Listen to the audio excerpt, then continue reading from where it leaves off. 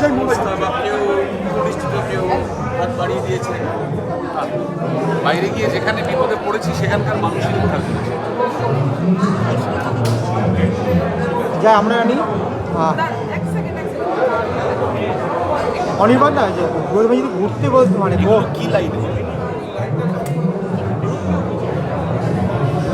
অনির্বাণ দা গো এভরিওয়ারে গানে গানে বিশ্বভ্রমণ, এবং তোমায় যদি বলা হয় যে তোমাদের শুটিংয়ের জন্য তো অনেক জায়গায় যেতেই হয়, তোমার ফেভারিট জায়গা যদি বলা হয় কোনটা পছন্দের জায়গা? শুটিংয়ের জন্য আমার ফেভারিট জায়গা বানতলা, সেটা কাছাকাছি, সেটা গাড়ি করেই যাওয়া যায়। না বাইরেও তোমাদের অবশ্যই যেতে হয়?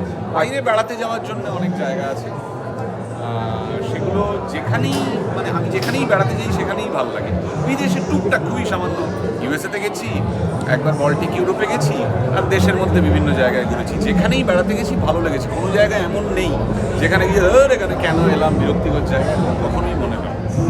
আচ্ছা, যেহেতু গানে গানে বিশ্বভ্রমণ, এমন কোনো জায়গা রয়েছে যে জায়গাটাকে নিয়ে তুমি গান লিখতে চাও, বা তুমি তো গানের ভিডিও শুটিং বিভিন্ন জায়গায় করো, এমন কোনো জায়গা যেখানে শুটিং করতে চাও মিউজিক ভিডিও?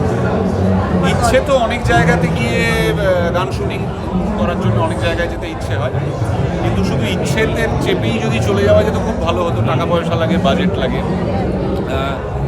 সেরকম হলে আমরা যে নতুন গানটা করেছি সেটার শুটিং যেমন গ্যালাক্সিতে, মহাকাশে গিয়ে করতে পারলে ভালো হতো, সেটা তো সম্ভব নয়, তাই অন্য পন্থা অবলম্বন করতে হয়েছে।